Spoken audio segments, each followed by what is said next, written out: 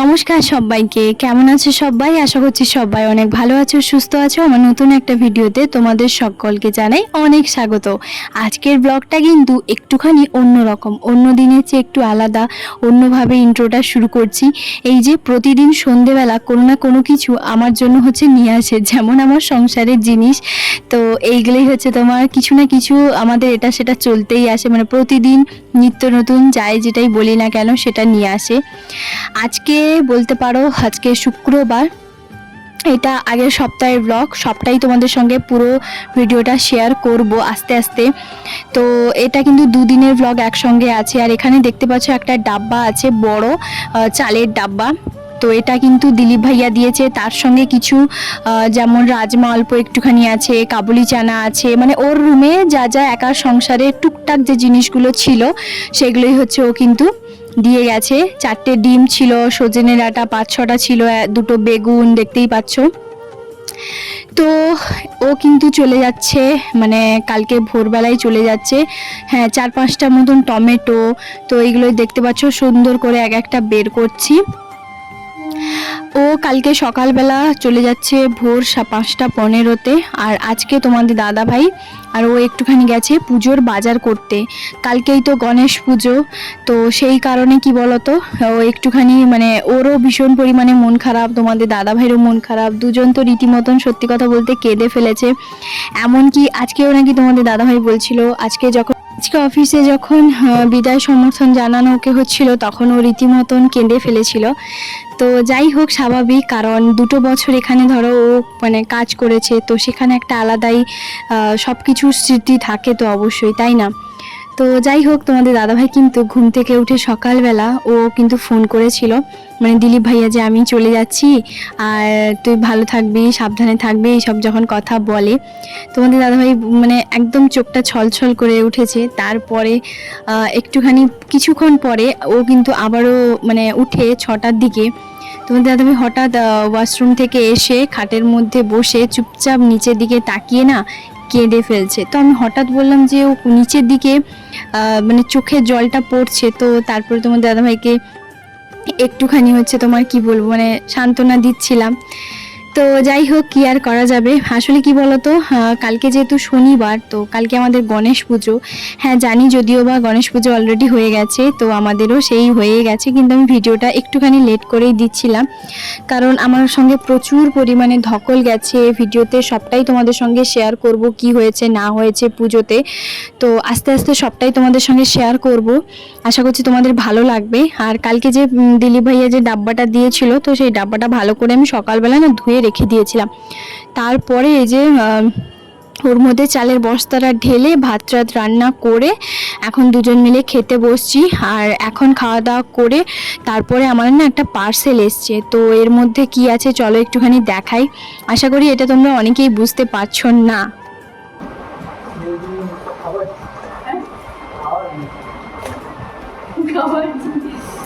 তোমাদের দাদা ভাই বলছে এর মধ্যে কি আছে, খাওয়ার জিনিস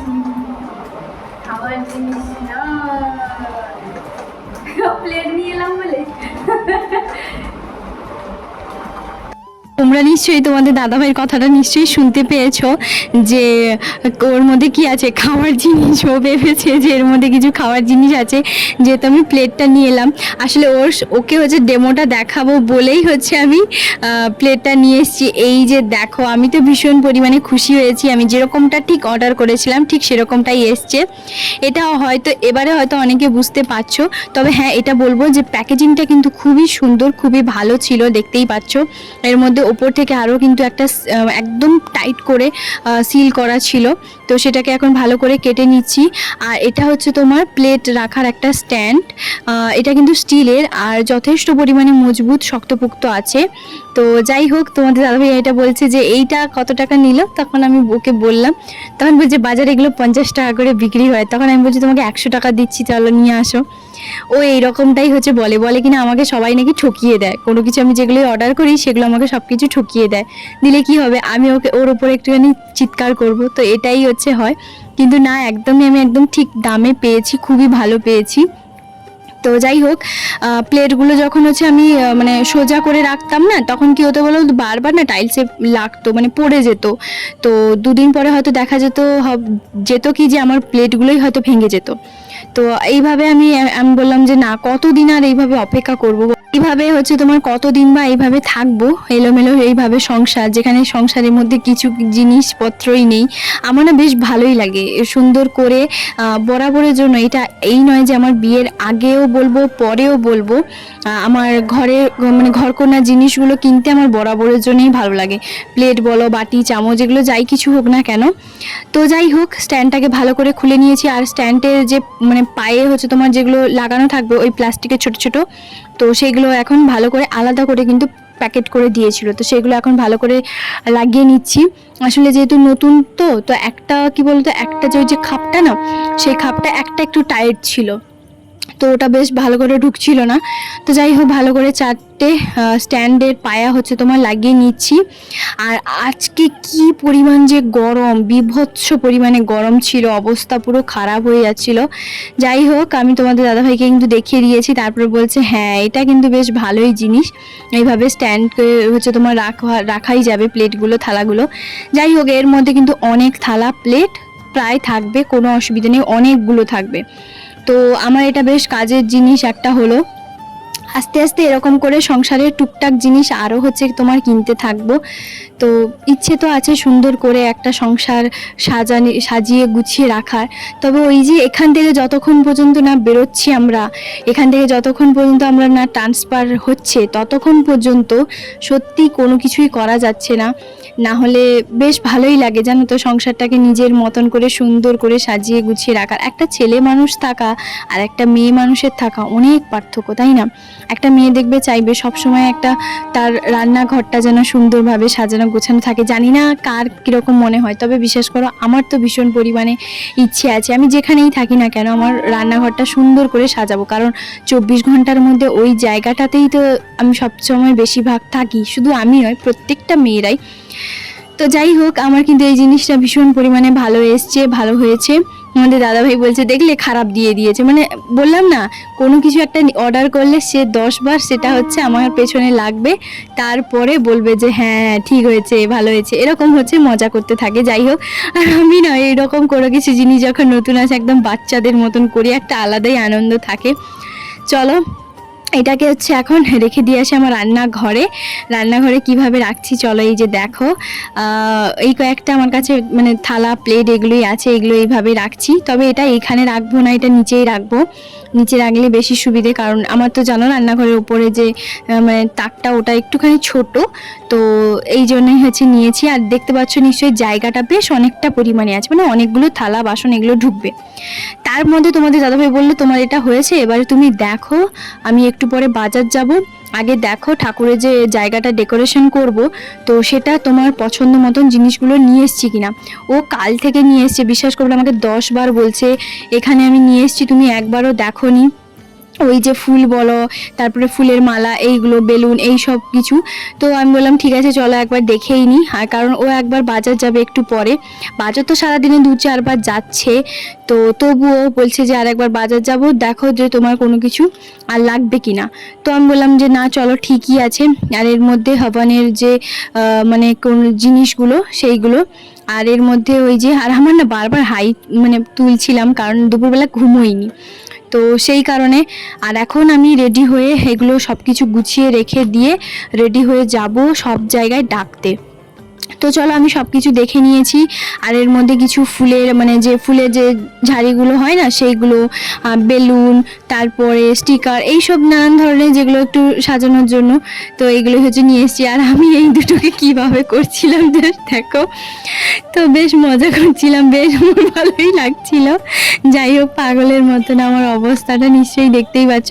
তবে সত্যি জাস্ট দারুণ লাগছিল বলো, যখন আমি হাতে এইভাবে নিচ্ছিলাম। আর এটা ঠাকুরের মালা, তো আরও 2টো ঠাকুরের মালা আছে, সেগুলো অন্য জায়গায় আছে। তো তারপরে বলছে এই যে দেখো এই প্যাকেটটার মধ্যে আছে, তো এইগুলো হচ্ছে তোমার বের করে সুন্দর করে সাইডে রাখছে। আর কিছু সোল, তারপরে থার্মোকল, এইগুলো যা যা লাগে আর কি ওইগুলো। আর সবচেয়ে আমার ওই ঝুড়ি যে হাতে যেটা না, ওইটা আমার বেশি ভালো লাগছিল। তো চলো এগুলোকে এখন সুন্দর করে ভালো করে গুছিয়ে একটা সাইডে রেখে দিই। কারণ কালকে ভোরবেলা তো অনেকটাই উঠতে হবে, আজকে তো প্রচণ্ড পরিমাণে ধকল যাবে, আজকেও আমার অনেক ধকল আছে, কারণ ওর কিছু বন্ধুরা হচ্ছে তোমার আসবে, কি বলে ওই ঘর মানে নিচে হচ্ছে তোমার যেহেতু পুজোটা হবে তো ওই জায়গাটা একটুখানি ডেকোরেশন করব। চলো এখন আমি রেডি হয়ে নিই। তো চলো বন্ধুরা, এখন হচ্ছে বিকেল এখন ঘড়িতে বাজে 5টা। এখন আমি একটুখানি রেডি হয়েছি। আমাদের এখানে যতজন মহল্লা আছে তো সবাইকে হচ্ছে তোমার ডাক দিতে যাচ্ছে, আমি আর আগে যাব। তো চলো এখন নিচে যাই। আর আগের বছরও কিন্তু এরকম সময় কিন্তু গেছিলাম আমরা, তো বাড়ি থেকে কেউ আসতে পারেনি, এটা একটা ব্যাপার। তবে যাই হোক, চলো দেখতে থাকো ভিডিওটা। আশা করছি আজকের এই ভিডিওটা দেখতে তোমাদের সবার অনেক ভালো লাগে। তো চলো এখন নিচে যাই। আর হ্যাঁ, তোমাদের দাদাভাই গেছে ঠাকুর আনতে, কারণ ঠাকুর অলরেডি হয়ে গেছে। আজকে কিন্তু শুক্রবার, কালকেই যেহেতু সকালবেলা পুজো, তো বুঝতেই পারছো অনেকটা টেনশনও কাজ করছে আর ভীষণ আনন্দেও আছি যে বাড়িতে মানে এখানে একটা পুজো হবে। বুঝতেই পারছো দুজন মিলে করছি, সবটা সামলাতে পারবো কিনা জানি না। তো চলো দেখতে থাকো ভিডিওটা। তোমাদের দাদাভাই আর ভাইয়া গেছে বাইক নিয়ে ঠাকুর আনতে, তো এখন হচ্ছে আমি আর আন্টি দুজন মিলে যাব। এই যে এখন আমি আর আন্টি নিচে চলে এসেছি। তো প্রথমে আমরা ভেবেছিলাম এই জায়গাটাতে ঠাকুর হয়তো রাখা হবে, তো আন্টি ভালো করে ওই জল দিয়ে একটুখানি মুছে দিচ্ছিল। তো তারপর তোমাদের দাদাভাই বললো ওই জায়গাটাতে জুতো রাখা হয়, নিচে কেমন রাখবো বলো, ওই হচ্ছে তোমার বেঞ্চটা আছে দেখতে পাচ্ছ, লম্বা যে বেঞ্চটা, হাই বেঞ্চটা, তো সেই বেঞ্চে রেখে দেবো। তো এখন আমি আর আন্টি দুজন মিলে এই যে আমাদের গলির সামনে বেরিয়ে পড়েছি। এই সবগুলো বাড়ি হচ্ছে তোমার ডাকা হবে, পুরো সারি সারি যতগুলো বাড়ি সেগুলো সব কিছুই ডাকা হবে। তবে এখন সোজা যাচ্ছি, এই সোজা যে দেখতে পাচ্ছ রাস্তাটা, ওর উল্টো সাইডে একটা জায়গায় যাব। কারণ কি বলতো, আমরা একবার মনে আছে বেঙ্গলি যে বাড়িতে খেতে গেছিলাম, তো তাদের বাড়িটা সবার একটুখানি দূরে, মানে ওই বাড়িটা হচ্ছে আমার রুমের পেছনে, তবে ঘুরে যেতে হলে একটুখানি দেরি মানে দূরে হয় আর কি। তো সেই কারণে প্রথমে ওদের বাড়ি থেকেই শুরু করবো, আর ওদের বাড়িতেই সবচেয়ে দেরি করেছে জানো। ওই যে হয় না বাঙালি, তো তো কথা বলতে বলতে বলতে বলতে একদম 6:30 বাজিয়ে দিয়েছে। মানে আমরা বেরিয়েছিলাম 5:30টার সময়, 6:30 বেজে গেছে এই একটা বাড়ি রাখতে। তার মানে বুঝতেই পারছো, আর আমি তো যেহেতু কোথাও যেহেতু বেরোই না, তাই সবাই কি বলতো, ওই ধরো মনেও আছে যে আগের বছর আমরা এইখানেই ছিলাম, এইখানেই পুজোটা করেছিলাম। তো সবাই হচ্ছে তোমার ভীষণ পরিমাণে খুশি। তো ওদের বাড়িতে চা 1 কাপ খেয়েছি। আর এই যে আমি আর আন্টি কিন্তু আমার ভিডিও করা নিয়ে কিচ্ছু বলে না, ভীষণ পরিমাণে পছন্দ করে, ভীষণ পরিমাণে সাপোর্ট করে ওদের বাড়ির সবাই। যাই হোক, এই যে দেখতে পাচ্ছ ও গলিটার পরে এই পেছনের গলিটা, মানে আমাদের রুমের পেছনের গলি এটা। তো ওদের বাড়িতে না মানে ব্যবসা আছে, তো ওই জন্য গাড়ি টাড়ি এগুলো দাঁড়িয়েছে, মানে মালপত্র জিনিসপত্র এগুলো হচ্ছে সব কিছু বেরোচ্ছিল। তো সেই কারণে এখানে হচ্ছে তোমার এখন ঢুকবো। চলো এখন যাই। আর ওখানে হচ্ছে কিন্তু প্রায় বললাম না 6:30 বেজে গেছে। তারপরে লাস্ট আমি যখন মোবাইলটা দেখলাম, বললাম আন্টি এবার চলো, মানে সন্ধে হয়ে গেছে, দেখতে পাচ্ছ এখন কতটা ফাঁকা আছে। ওই যে বললাম 5:30 বাজে, আর আমরা বেরিয়েছি দাঁড়াও 6:30 বেজে গেছে। তো যাই হোক, এখনও কিন্তু ওদের বাড়িতে যেহেতু কি বলতো 5 তলা, তো 4 তলাতে মানে পুরোটা ফিটিংস এখনো হয়নি। তো প্রথমে ওদের বাড়ি থেকে ঘুরে এসে তারপরে আবার একটা বাড়িতে এই যে এসছি। এই যে দেখতে পাচ্ছি এখন সন্ধে হয়ে গেছে, মানে ওদের বাড়ি থেকে হয়ে এই একটা বাড়ি তারপরে এই যে নিমন্ত্রণ করতে এলাম। তো এদের বাড়িতে হচ্ছে বিয়ে বাড়ি ছিল না, বিহারিদের যে বিয়ে ছিল, তো সেই বিয়ে বাড়িতেই এসছিলাম। ফাইনালি ঘরে ঢুকলাম। রুমে এসে প্রথমেই হচ্ছে তোমার নিচেই যেহেতু ঠাকুর রাখা আছে, এই যে দেখতে পাচ্ছ ওই হাই বেঞ্চে ঠাকুরের যেহেতু এখন মুখ খোলা হবে না, কালকে অবশ্যই আমিও যেমন মুখ দর্শন করব তেমনি তোমাদেরকেও অবশ্যই দর্শন করাবো। যাই হোক, ভীষণ পরিমাণে খুশি। আর এদিকে ওর কিছু বন্ধুরা এসছে আজকে, কিন্তু দিলীপ ভাইয়া থাকলে দিলীপ ভাইয়াও এখানে আসতো। আর নিচে হচ্ছে তোমার দুজন মানে ছেলে থাকে, তো ওরা হচ্ছে তোমার হেল্প করছে সঙ্গে, তোমাদের দাদাভাই বলেছিল। তোমাদের দাদাভাই একটুখানি বাজারে গেছিলো, ওই এই যে বললাম ডেকোরেশন কিছু চিট টিট এগুলো আঠা পাটা এগুলো লাগবে, সেগুলো আনতে এসেছিলো। আর এখন আমি হচ্ছে যাব রান্না করতে, কারণ ওরা সবাই খাবে, প্রায় তবু 5 জন মতন খাবে। কারণ ওরা যেহেতু একটুখানি ডেকোরেশন করছে, মানে ওর বন্ধু ওরা, তো 2 জন বন্ধু আর নিচে 2 ছেলে আছে, তো তাদের জন্য রান্না করব। ওরা যেহেতু রুটিই খায়, তো অনেকদিন আমরাও রুটি খাইনি, তাই ভাবলাম যে চলো আজকে রুটি আর একটু ভিন্ডির সবজি, ভিন্ডি ভাজা আর সঙ্গে আচার আছে, ওটাই করব। ওপরে এসে ঝটপট করে একটুখানি জল খেলাম। আর প্রায় আমরা সব জায়গায় ডেকেছি, 40 থেকে 45টা ঘর হচ্ছে আমরা ডেকেছি, যেমনটাই আগের বছর করেছিলাম ঠিক তেমনটাই। আমি কিন্তু রীতিমতো এখানকার কাউকেই চিনি না, তবে কি জানো তো, ওই যে যখন বেরোই কারোর সঙ্গে মুখে মুখ পড়লে যেমন একটা হাসি হয়, কথা হয়, ঠিক সেরকমটাই। তো সেইখান থেকেই আমাদের বলতে পারো প্রায় 40 থেকে 45টা ঘর আছে। তো সেখানে হচ্ছে তোমার ডেকেছি সবাইকে, যেমনটাই আগের বছর ডেকেছিলাম। তো ওরা তো যেতে ভীষণ পরিমাণে খুশি। ওরা জিজ্ঞেস করছিল, আগের বছর মা বাবা এসেছিল, খিচুড়ি হয়েছিল, ওর অফিসের সবাই মিলে এসেছিল, প্রায় 200-250 জনের ব্যবস্থা হয়েছিল। সকালবেলা মানে ফল প্রসাদ এগুলো ছিল।